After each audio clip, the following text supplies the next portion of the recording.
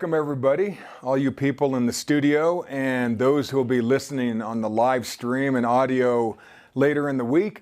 Today the topic is Many Hopes, Maximum Joy. And what do you tell someone who's been told they're going to die? What do you say? Where do you start the conversation? How do you talk to the family and caregivers who are living through the illness with them? If you haven't gone through this yet, you will. Most of us have a friend, a workmate, a loved one, or someone's child who's been diagnosed with a serious disease or sickness. Maybe it's just old age. This week, my wife and I have experienced 3 deaths, people we know. And so your words and your presence make a difference. You each have a gift. You are a gift to the people of this crazy, mixed up world. We're all on this journey together. Quote, as with any journey, who you travel with can be more important than your destination. From somebody named Unknown. And, we're all on this adventure together through the good times and the bad. And we're going to be on this journey together forever. Helping someone through a sickness leading to death is where the right words really count. Speaking the right words at the right time is like precious gold set in silver. Proverbs 25:11 from the CEV. See, your words are golden. The right words at the right time are fine art. Your words are the perfect song for the final part of their journey. People dealing with an impending loss feel upended, disillusioned, disappointed, scared, and a bit lost. They need your positive imagery and energy. They need your godly perspective of their future. They need hope expressed in multiple ways. Actually, they need many, many hopes. So let's be ready. Let's preach the word. Be ready to do it whether it's convenient or inconvenient. Like 2 Timothy 2:4 says, death is never convenient, so our words must be timely. Today I'm going to tell you 3 topics that I've shared with people in their final throes of life that seem to bless them. 1, we will be totally healed someday. 2, paradise is our natural habitat. And 3, you are part of Jesus's mini hope. All of your family members and all of you family members and caregivers, nurses, medics, and ministers are amazing. And I thank you all for your service. And then a verse from Hebrews 12:2, looking unto Jesus, the author and finisher of our faith, who for the joy that was set before him endured the cross, despising the shame, and is set down at the right hand of the throne of God. If we can figure out a little bit of what the joy was that kept Jesus going, it may help us. And it may help us help others. It's those many hopes that give us enough strength, enough joy to keep going as we wait for divine healing, medical science to catch up with our situation, or for our future new body in paradise. Here's an Italian proverb. If you can't live longer, live deeper. See, Jesus knew his life would be cut short, but he also had many hopes, which gave him maximum joy so he could finish strong. Many hopes give maximum joy. Now, many hope number 1. You will be healed someday. Now note, these 3 many hopes are not in any particular order of importance. They're just 3 of the sections of Scripture I use when people are going through the toughest times in their lives. This first example is really good for believers who have tasted the power of God, who have ministered healing to others, who have felt the raw power of signs, miracles, and wonders. But now they're told their days are numbered. And this will be a talk for ministers who have fallen gravely ill and are now wondering deep down, why is this happening to me? They ask themselves, I've helped so many others. I've seen the power of God. So what's going on with my believing? Why is this happening to me? I need a little help here, God. Need a little help. See, this is soul-wrenching self-talk that squeezes even more life out of their already weakened bodies. This next part is a mini hope section I use at times. Now, I always say, did you know that even if you never get the healing you expect in this life, you will absolutely be healed in the next? At the gathering together, we will wake up with new bodies similar in shape, function, and power to Jesus' new body. Everything will work exactly like it's supposed to work, only better. You see, you will be healed, and if not now, then someday. Philippians 3:20 and 21 from King James says, "For our conversation is in heaven, from whence we also look for the Savior, the Lord Jesus Christ, who shall change our vile body, that it may be fashioned like unto his glorious body, according to the working whereby he is able to subdue all things unto himself." The word change means to modify, like slamming a turbocharger under the hood of your Honda Civic and installing specialized exhaust system. Well, on second thought, all that will do is annoy your neighbors. Our change, our upgrade, our modification will be amazing, and it won't annoy anybody except for the enemy, the devil, the adversary. The word vile means depressed or out of shape. Remember it said vile bodies? It's an out of shape mind or body. No matter how many books on self-helpery we memorize, no matter how many miles we can run or ride, no matter how many push-ups we can do, no matter how many degrees we earn, none of us are fully living up to our true potential because of our vile body. You see, we will never quite arrive. Now, it's a bit depressing. You see, we're all out of shape when it comes to living up to our potential. How many of us are maxing out? How many of us are redlining those greater works than Jesus said we could do? You see? Okay, put your hands down. I know you're great out there. You see, our bodies will be fashioned or modified to look and function like Jesus' glorious body. A glorious body is one that is as obvious as it is amazing. That's some godly healing, if I don't say so myself, what we're going to have. In our new and modified body, we will still be doing the same works as Jesus Christ did, but this time it will be on steroids. Remember, we will be with the Christ, with each other, in our newly modified body, many, many centuries before Israel and the just are ever raised. Now, I know that's a lot to take in. I'll hit it again in a few minutes. We will be with him and will probably have specific jobs as the good people of the earth go through most of their hellacious times and the things they experience on earth. I'm talking about during the tribulation and the wrath. We're going to be alive then, folks. In his resurrected body, he could change his look and his outfit at will. Now, my wife will like that one. New shoes every day, you see, and they'll match her outfit and her purse and hat.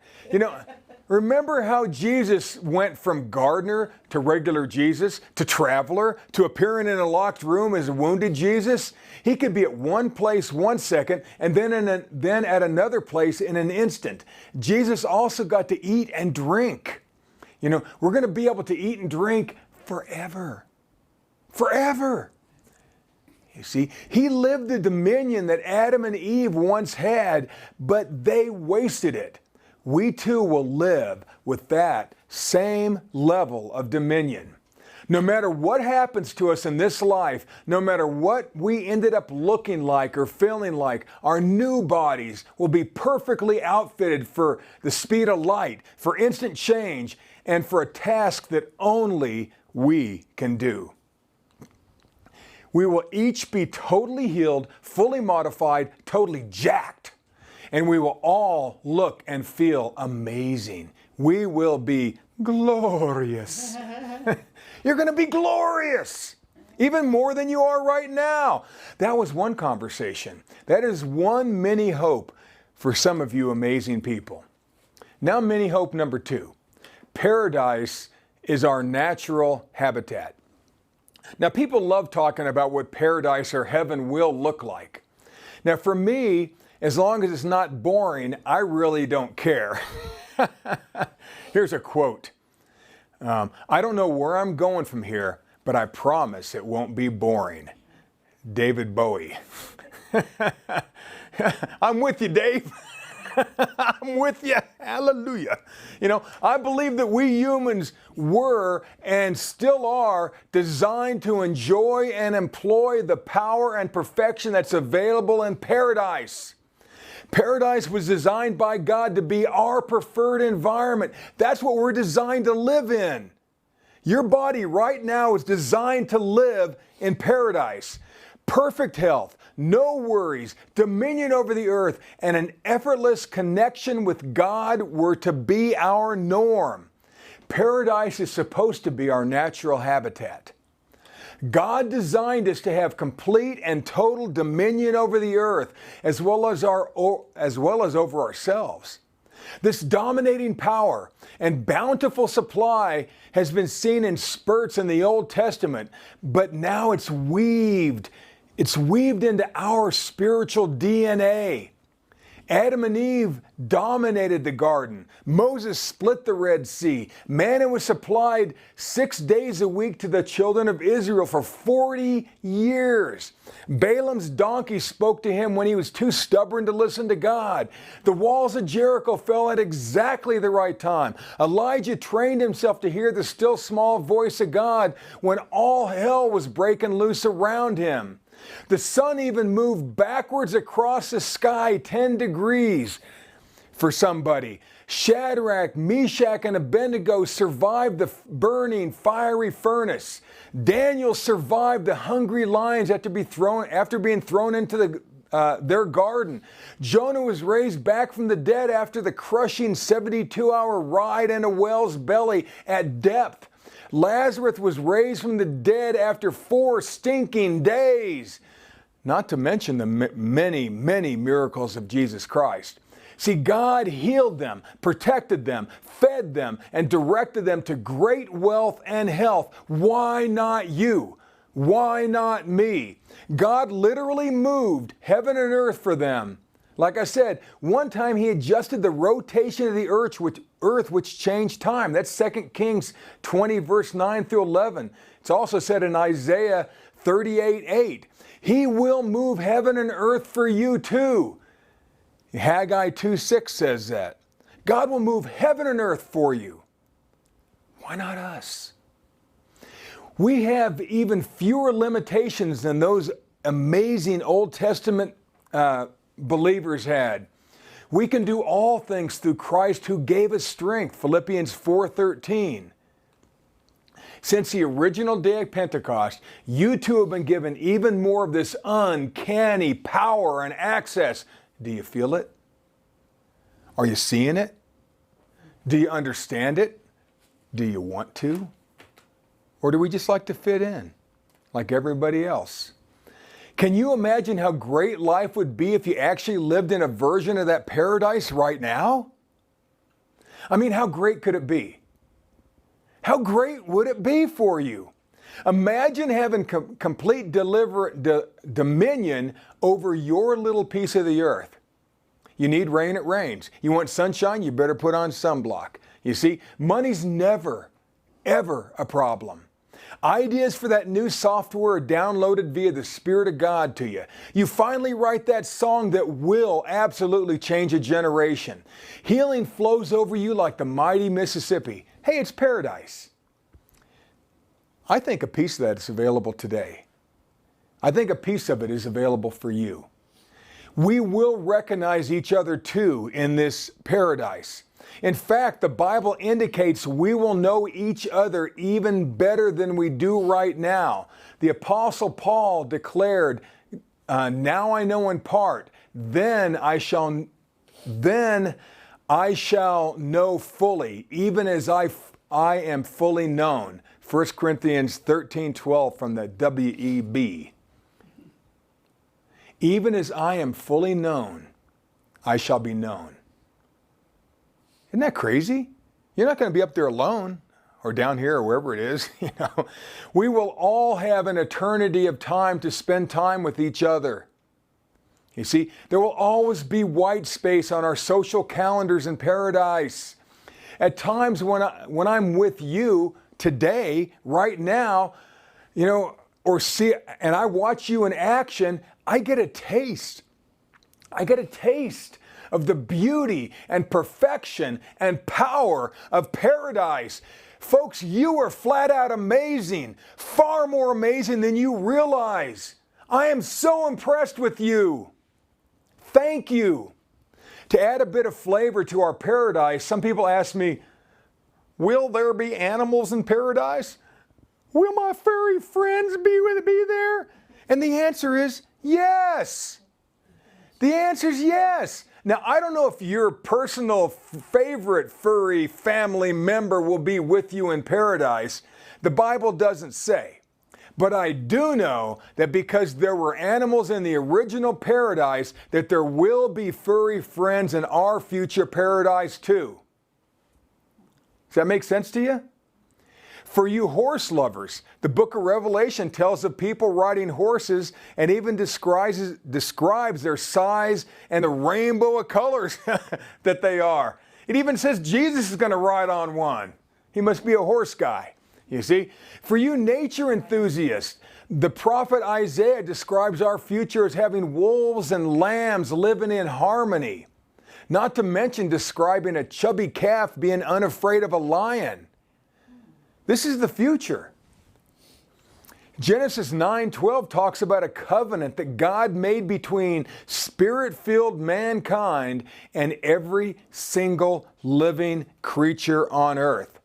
God committed to man and beast that they would never, ever, ever, ever be cut off forever. Read it.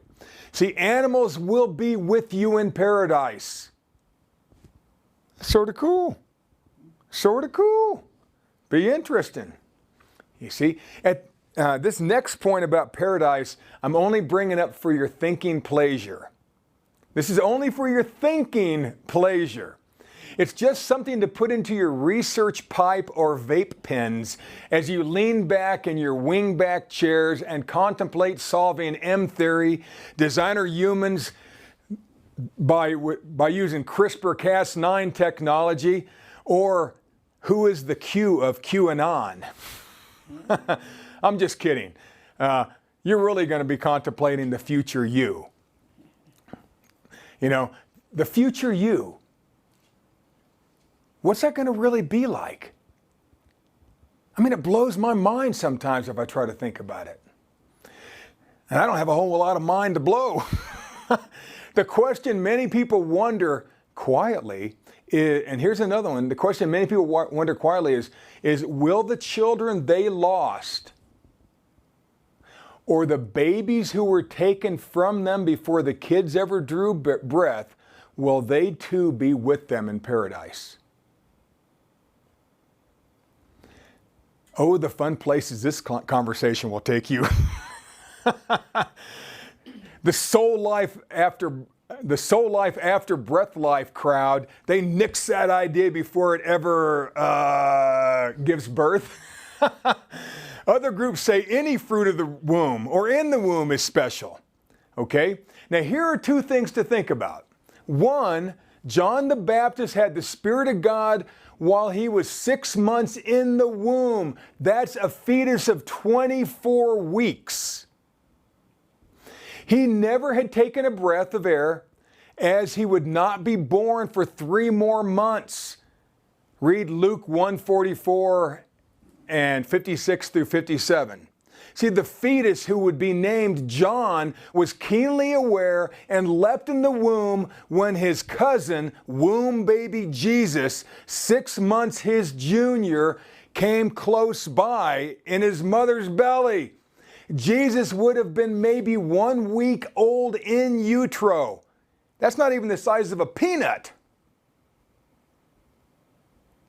What's going on here? So, is there life before birth? Is there life before birth? Well, put that in your pipe, you soul life after breath life fans. Just thinking. I'm not saying nothing, just thinking. Now, second, Isaiah 11, the prophet, is speaking about the future when he mentions that animals and human babies will play together. Read Isaiah 11, 6 through 8. With that in mind, at what age is a baby considered human according to God? 1 day in the womb? 6 months in the womb? A live, breathing, crying, stinking baby? Pooping, I shouldn't say stinking. You see, now talk about a can of worms. Consider this. If Isaiah's revelation was right, and there is no double secret figure of speech in there, and all babies, born or unborn, will make it to heaven or paradise, how many kids will really be there? Now talk about a daycare. Here, just a second. I'm going to pray a silent prayer. Please, God, please, please, please, don't let that be my job in paradise. Please. Okay, enough talking about what if. I don't really know.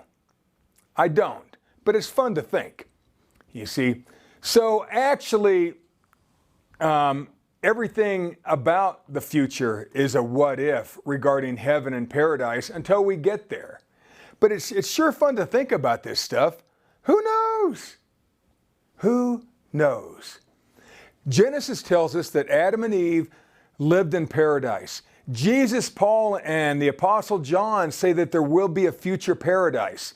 And those you can find in Luke 23:43, 2 Corinthians 12:4, and Revelation 2:7. You see, right now we are living between the paradises. We live between the paradises. And here's my final thought about this second mini hope section. One more thing to think about, if you can handle it. If the first paradise ended with the entrance of Satan into the scene, and the beginning of the second paradise is after the elimination of the devil, then the common denominator of destruction in our lives is Satan. Now this is sort of huge, folks. It's sort of huge. If we can find a way to live Satan-free, even for a time, then we will begin to see the health and abundance that God has placed right here on earth for us. 3 John 2, prosperity and health verse. God wants us to have it all. He wants us to experience exceeding abundance. Ephesians 3:20. The devil wants us to keep our heads down, stay in line, and accept your fate. And keep your eyes shut. 2 Corinthians 4:4, talking about blinding the minds of them which believe not. You see, Jesus cracked the devil's code and lived in a partial paradise as long as he saw fit to live. 1 John 3:8. Remember how he dismantled? He broke it apart. He cracked the code. He hacked it. He figured it out. We can too. We can too. Others have used the Spirit of God that's in them to help them locate their promised health and abundance. Ephesians 1:18. It is possible, folks. It is possible. Health and prosperity, great abundance is possible. It's possible to have your eyes enlightened so you can see what God wants you to see. Now just think about it. I just thought about this.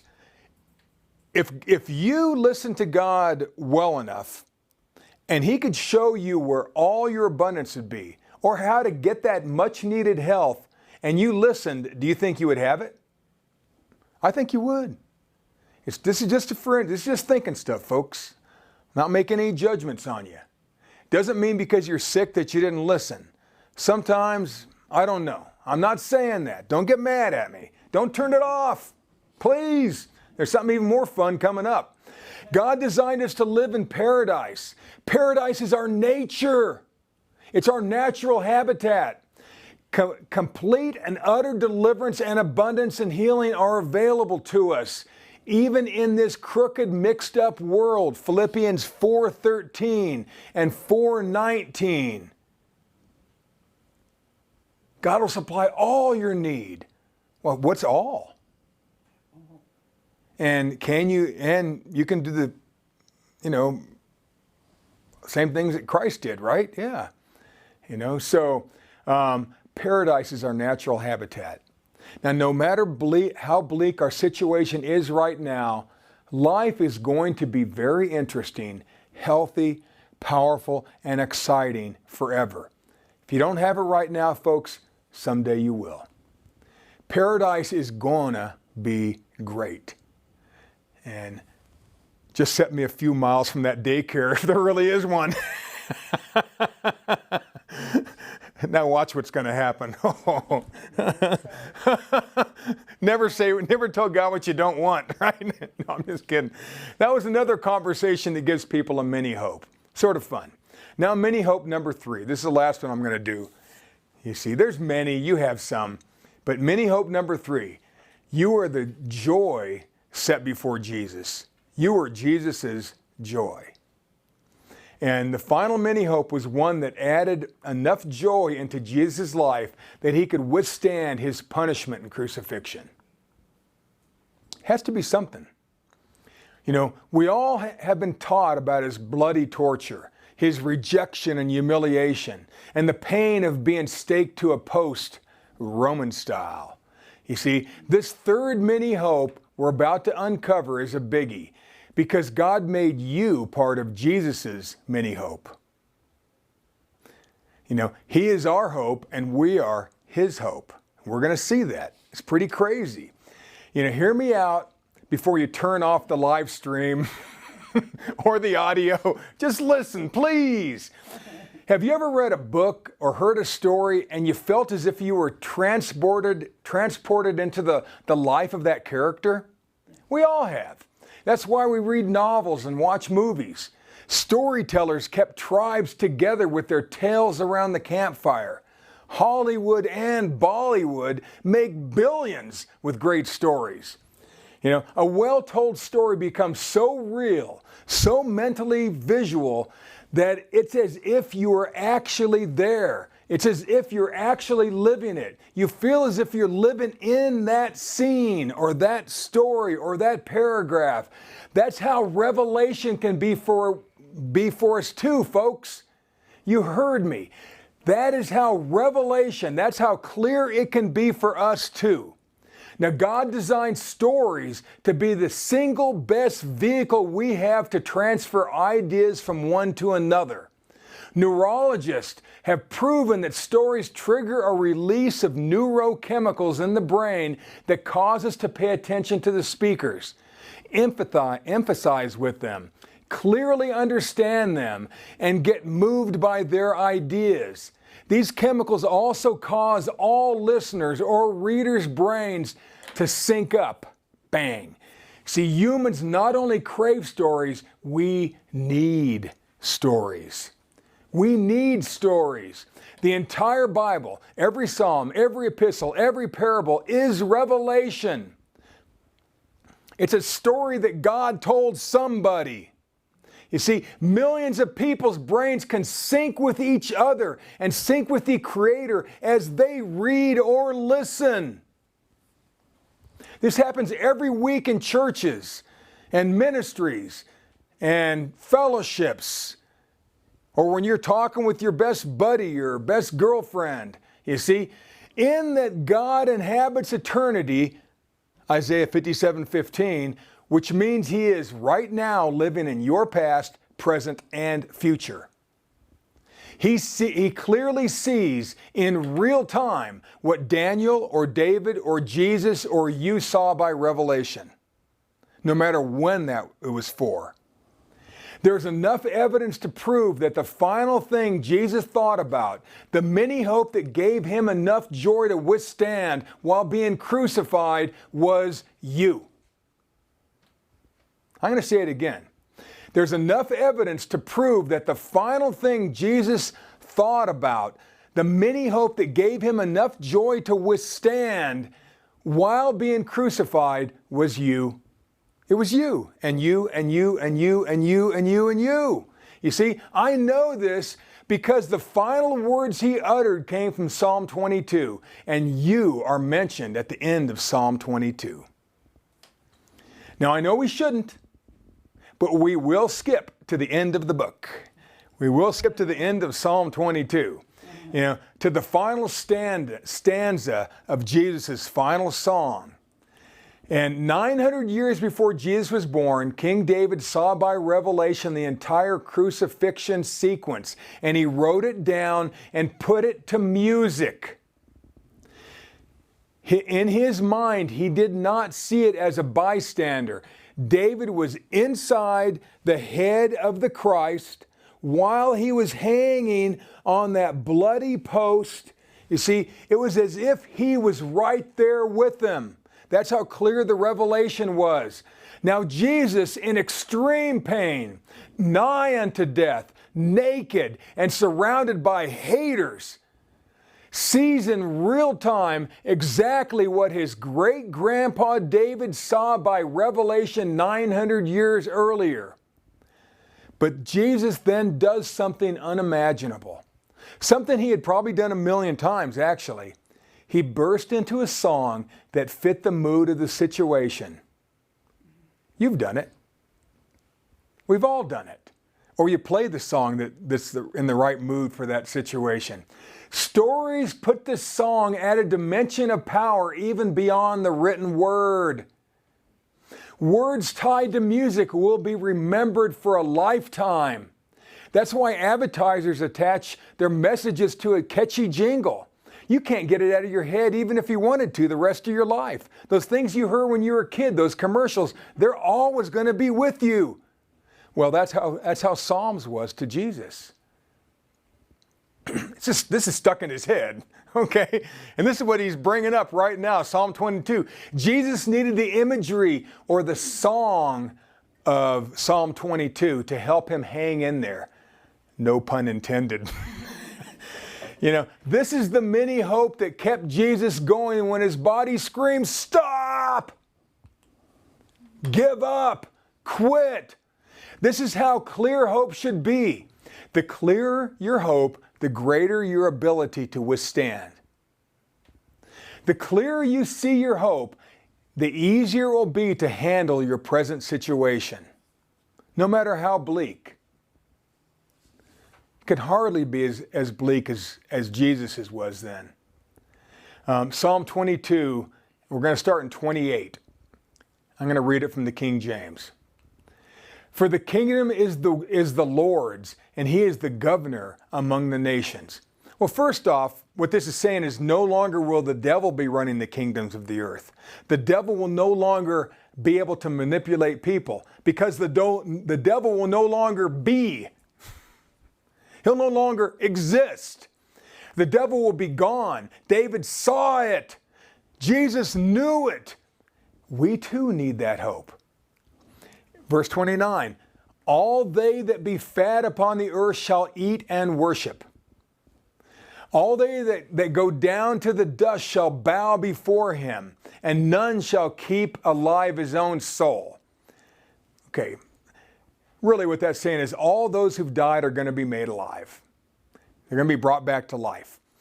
And God remembers exactly who you are and the good that you did. Did you know that you will always be you? The best of you.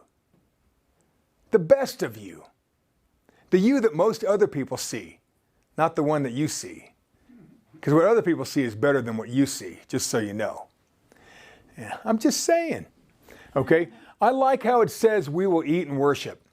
It'll be pretty much like the best day you ever had is going to be your norm. The best day you ever had on that cruise, on that vacation, It's like that special time you spent with your best friend or your best lover. You see, I mean, it's going to be the greatest. Every day in paradise is going to be awesome. We will have the best fellowships with our best friends forever. We will have all the time in the world to truly enjoy our extended life together forever. You see, if you're not really digging your life right now, for whatever reason, because of mental problems, because of physical problems, because of a sickness, because of a situation, because of abuse, because of your past, if you're not totally digging your life right now, I guarantee you will love it, love it, love it someday. You see, God had to show Jesus what this life was going to be like in the future, or he couldn't have kept his head together. He could not have. What was the joy Jesus saw that kept him going? Jesus, through the eyes of David, through the eyes of the future Christ, his future self. Isn't that weird? Jesus, while he was going through this, was singing a song about David seeing through his eyes while he was there. It's crazy. And what we're going into is the future Christ. David saw this too. You see, he saw many hope, and we need to see this too. Verse 30, a seed shall serve him. It shall be accounted to the Lord for a generation. David caught a glimpse of a different group of people, a modified style of believer. They looked, moved, manifested differently than he was used to. They were different than the children of Israel. You see, they didn't act like anything he had ever seen. He saw this through the eyes of the future Christ. Jesus saw the same thing through his own eyes in the future. But then, he called them a seed, a super special, different type of human being. I wonder who that special seed could be. I wonder. If you haven't already had enough mind twist in this teaching so far, bear with me for one more little detour to think on.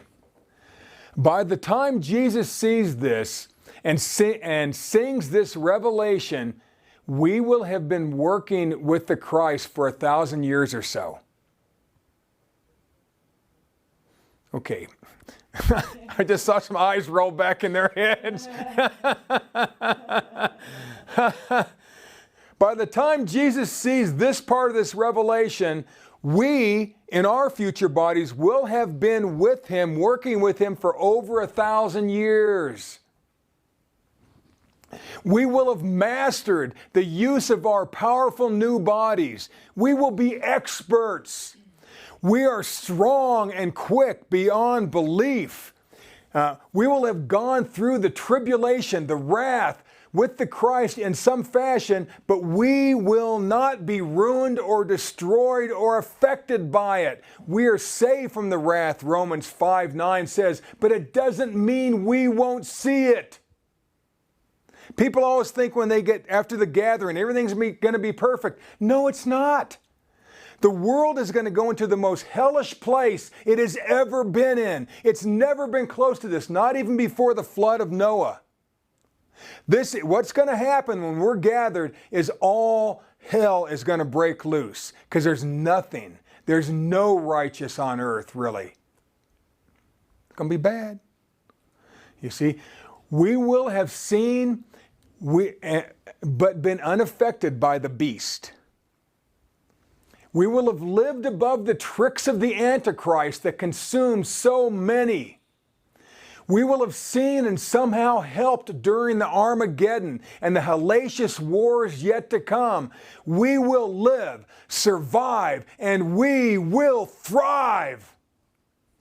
We are different, folks. We are tough. We are bold. And we are wild and free. We are different. And that's what David saw. As is the nature of God and His chosen ones, we will probably even have a few minor little tasks to perform. Adam and Eve worked the garden. You're going to have a job the rest of your life, the rest of eternity, and you're going to love it. Everybody works. Everybody works. Even if you have dominion, you still work. You see, we, the special seed, we who made Jesus Lord and believe that God raised Him from the dead so many thousand years ago. I'm talking from future tense. We have a camaraderie that is unmatched, palpable, tangible, and easily visible to Jesus in His final few moments. Now, you've all been a part of a team as warriors, as scouts, as athletes, performers, ministers, whatever. And you've all been a part of something where you work so hard together to make something special happen. Imagine the friendship that Jesus and His formed with His closest apostles. You think they had a pretty good friendship? You know how you are with your brothers and sisters or cousins or maybe your best friend? You know what each other's thinking almost. Or your significant other. You see, our group will be closer than anything ever forged on earth. This is what Jesus saw. He would have recognized us, but didn't recognize us. He didn't recognize when He was really hanging there, but that Jesus that saw that in the future, He knew you. He knows you intimately. Now this is a little bit mind twisting, folks, but this is hope. This is hope. This is hope. It's hope. You see, you are what Jesus saw living and moving and breathing together as one body. One body. Where He went, we went. Where He goes, we go. We're a team, folks. We'll always be His team. Something. It's different than Israel. It's different than the just on earth who will be raised who aren't of Israel. We are different. You are so special, folks. And Jesus saw this. David saw this. It's like, whoa, boom. You see, mind blow. You see, we're totally in sync with every movement of the Christ. You're totally in sync with every movement of the Christ. That's what Jesus saw. That's what David saw. That's what we need to see. Yet we are free like no group, no person, no beings have ever been before. We are one with Him. We're one, and we're one with Him, but you're always going to be you. You see, Psalm 22:31, and they shall come and shall declare His righteousness to a people that shall be born, that He hath done this. It's finished. That's what a text says. This is the end of it here. But those aren't really the words I want to say. By the time Jesus got to the end of the song and belted out, "It is finished," He had lived a lifetime with you. You are the people that shall be born anew. Hence the term born again. You see, you're going to be given new and glorious bodies. New and glorious bodies. Folks, you stand out. You are each so special, folks, that you are written into the mind and the heart of the Son of God during His final moments. You are what He was thinking about. Think these things and these words could help somebody else during the worst time of their lives? Absolutely. The future you was Jesus' final mini hope. You gave Him maximum joy. The future you is our hope too. What Jesus saw What kept him going was he saw you and I, you and me, and himself taking the first steps into that new paradise together. Many hopes give us maximum joy. God bless.